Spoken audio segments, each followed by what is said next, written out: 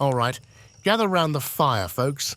Let me spin you a tale of one of the most devastating conflicts to ever hit Africa, the Second Congo War. Some folks call it Africa's World War, and once you hear the story, you'll understand why. Now, this story starts in the heart of Africa, in the Democratic Republic of Congo, or the DRC, as it's often called.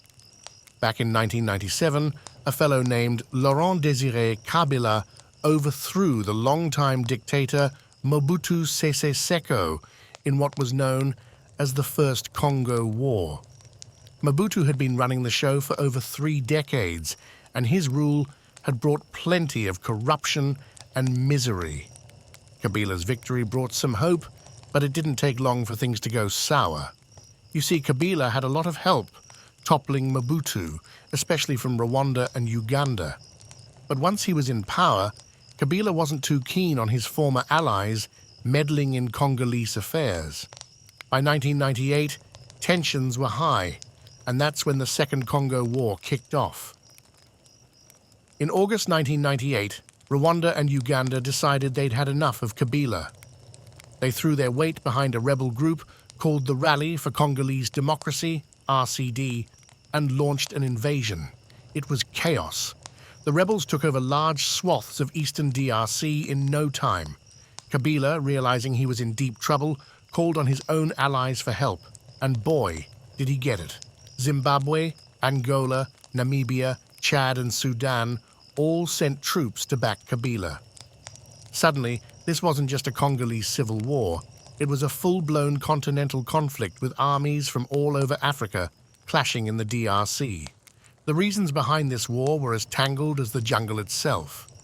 Ethnic tensions, power struggles, and of course, the DRC's incredible wealth in natural resources like diamonds, gold, and coltan, a mineral vital for electronics. Everyone wanted a piece of the pie. The fighting was brutal. Cities and villages were turned into battlegrounds. Entire communities were uprooted. Millions of people fled their homes, and many didn't survive the journey. The violence was horrific. Massacres, rape, and child soldiers were tragically common. It's estimated that over 5 million people died, not just from the fighting, but from disease and starvation that came in its wake. There were attempts at peace along the way. In 1999, the Lusaka ceasefire agreement was signed, but it didn't stop the fighting for long. Then, in 2001, Laurent Kabila was assassinated by one of his own bodyguards. His son, Joseph Kabila, took over and showed a bit more willingness to work towards peace. In 2002, there were more serious efforts to end the war. The Pretoria Accord and the Sun City Agreement helped lay the groundwork for peace.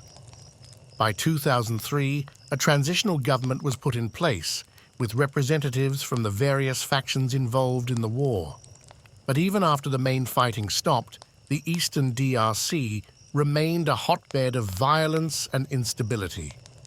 Various militias and rebel groups continued to wreak havoc, vying for control over the region's resources.